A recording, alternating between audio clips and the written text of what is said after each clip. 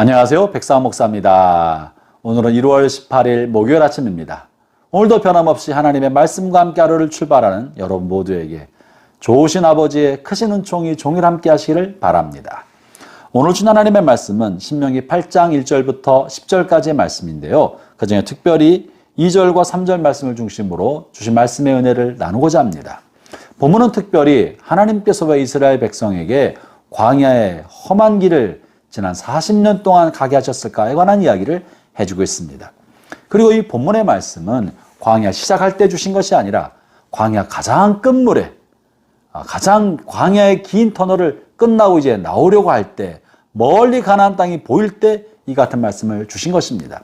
이것은 마치 우리 인생의 고난의 시간이 끝나고 이제 좀 회복이 되려 할 때 그 끝물에 뒤돌아 생각해 보니까 지나온 삶이 어떤 의미가 있었구나라는 것이 마치 수수께끼의 퍼즐이 맞춰지는 것처럼 지나온 삶을 회고하면서 이런 뜻이 있었구나라고 깨닫게 되는 것과 같은 것이에요. 이 광야 끝물에 하나님은 이스라엘 백성을 향해 이 광야가 어떤 의미가 있었는지를 본문을 통해 말씀해 주고 계십니다.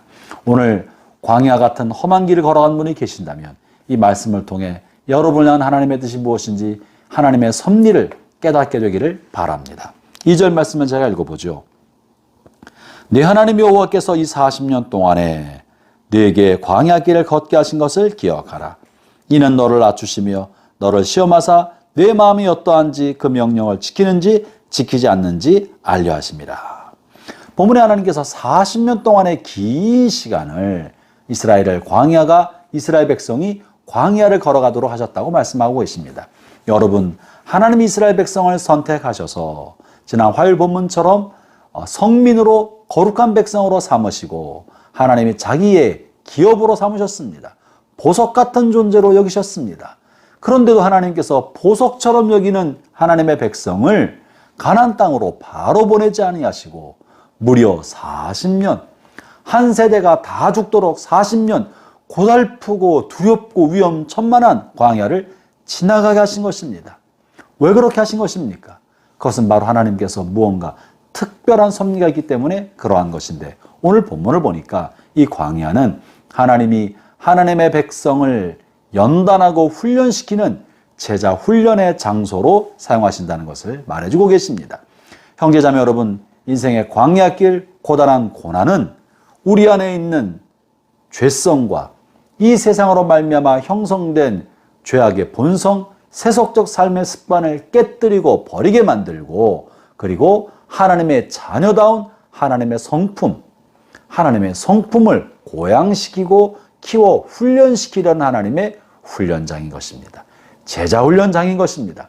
그러면 이 광야의 제자 훈련 학교를 통해서 하나님이 가장 먼저 가르치고자 하신 바가 무엇일까요? 그것은 바로 2절 중간에 실려있는 내용인데요. 이는 너를 낮추시며. 하나님의 제자 훈련 광야 학교의 첫 번째 과목은 바로 겸손인 것입니다. 자기를 깨뜨리는 것입니다. 교만한 자아를 깨뜨리고 내 중심으로 하려는 생각들을 깨뜨리는 것입니다. 여러분, 광야야말로 내 마음대로 될 수 있는 것이 아무것도 없습니다. 가고 싶은 데 갈 수도 없고, 쉬고 싶은 데 쉴 수도 없고, 먹고 싶다고 먹을 수도 없고, 편안하게 거하는 곳을 집을 짓고 싶다고 해서 집을 줄 수도 없습니다. 내 뜻대로 아무것도 할 수 없는 곳, 누군가의 힘과 주변 환경에 의해서 내가 좌우되는 곳이 광야입니다. 그런 광야를 통해서 하나님은 나 중심적 사고방식을 깨뜨리도록, 내가 무언가 할 수 있다는 생각을 깨뜨려서 낮아지게 하시려는 것이 하나님의 첫 번째 제자훈련 과목인 것입니다.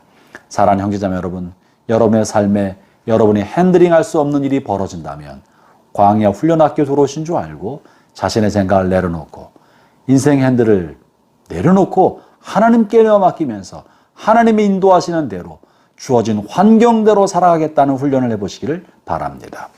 두 번째 중요한 과목은요, 그 뒤에 이어지는데요. 너를 시험하사 내 마음이 어떠한지 그 명령을 지키는지 지키지 않는지 알려 하십니다. 두 번째 과목은 바로 하나님 앞에 내가 얼마나 진정한 믿음을 가지고 있는지를 테스트하려고 하신다는 겁니다. 다시 말하면 하나님은 광야를 통하여 우리로 하여금 극한 환경에 들어가게 함으로 우리 안에 있는 믿음의 진정성을 확인해보고 싶어 하시기 때문에 그러한 것입니다. 여러분, 잘 될 때 하나님 앞에 순종하고 잘 될 때 감사는 누가 못하겠습니까? 좋은 일이 많은데 부드러운 태도를 갖는 것이 뭐가 어렵겠습니까? 그러나 거친 환경 속에서 일이 잘 안 될 때, 내 원하는 것이 다 무너지게 되었을 때, 그럴 때라도 내가 원하는 것을 하나님이 해주지 않는 그런 환경 속에서도 하나님을 의지하고 신뢰하는 믿음, 그것이야말로 진짜 믿음인 것입니다. 하나님이 욥을 통해 보고 싶었던 것이 그겁니다. 동방의 모든 사람보다 뛰어난 의인이었으나 그가 정말 이 모든 시련을 이겨낼 수 있는지 보고자 하셨기 때문에 마귀가 욥을 시련하도록 허락해 주셨던 것이죠. 형제자매 여러분, 여러분의 삶에 깃들여 있는 믿음이 삶의 어떤 환경 속에서도 하나님을 향한 믿음, 구원의 믿음, 하나님의 말씀을 철저히 순종하는 참된 믿음을 갖고 있기를 축원합니다. 이 믿음의 진정성을 하나님이 보시고자 하는 거예요. 그래서 여러분을 때로는 아주 막다른 골목까지 밀어가고 견딜 수 없는 고난의 쓰나미가 여러분의 삶을 덮치도록 허용해 주기도 하십니다. 그것은 다 우리를 훈련하고 실현하는 하나님의 과정 중에 하나인 줄로 알기를 바랍니다. 아울러 3절에 보면 하나님께서 만나를 주어서, 이 만나를 먹게 하신 것은 사람이 떡으로만 살긴 것이 아니라 하나님의 입에서 나오는 말씀으로 살게 하려고 그렇게 실현하셨다라고 말씀하는 부분이 3절에 나옵니다. 이것은 뭡니까? 만나는 하루밖에는 효용 가치가 없는 음식입니다. 이틀을 보관할 수 없었던 것입니다. 다시 말하면 하루 벌어 하루 사는 삶을 말합니다. 재산을 축적할 수 없는 삶을 말합니다.